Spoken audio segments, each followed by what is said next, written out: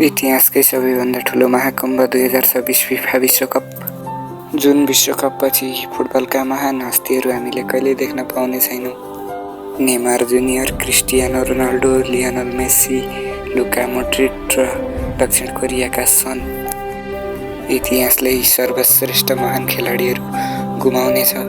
Football आफै रुनेछ 2026 को विश्वकप पछाडि। क्रिस्टियानो रोनाल्डो गरिबी र सङ्घर्ष। एउटा सानो पोर्चुगलको गाउँमा जन्मेको एउटा गरिब केटाले आफ्नो गरिबीलाई हतियार बनाएर फिफा विश्वकपको यो 6औं प्रस्तुति हो उसको कि यो विश्वकप उसले जितेर आफ्नो सपना पुरा गर्नेछ र देशलाई पहिलो विश्वकप जिताउनेछ। लियोनल मेस्सी बाल्यकालमै स्वास्थ्य सम्बन्धी समस्या र सङ्घर्ष गरेका मेस्सीले इतिहासै रचिदिए। कैयौँ हार र दबाब पछाडि यो विश्वकप 2022 त जितेका छन् उनले के अन्तिम पटक 2026 को विश्वकप पनि जितेर इतिहास दोहोऱ्याउनेछन् र विश्वलाई जादु देखाएर चकित पार्नेछन्। नेमार जुनियर एउटा यस्तो नाम जसले फुटबललाई फुटबल नभएर गेमलाई गेम नभएर स्किल वा कला कौशलका रूपमा व्यक्त गरेका छन्। तर उनी सफल व्यक्ति कहिले पनि भन्न सकेनन्।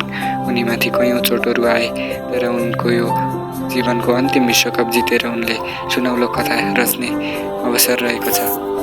लुका मोड्रिच जहाँ युद्ध लड्न जाँदा क्रोएसियालाई जहिले पनि हतियार बनाएर लिएर जाने गर्दछ।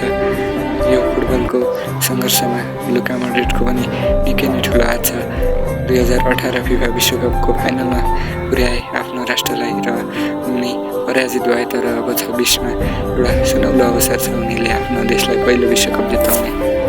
दक्षिण कोरियाका सन हेung-min जसले एसियाको महान र गौरवताको व्याख्या गरेका छन् उनले यो 2026 को फिफा विश्वकप जितेमा एसियाको नाम राख्नेछन्। सनले 2026 को फिफा विश्वकप जितेपछि उनको सन्यासको उत्तरार्धमा एउटा ठुलो गिफ्ट उपहार स्वरूप एसिया र उनको मुलुक दक्षिण कोरियालाई एउटा ठुलो उपहार हुनेछ।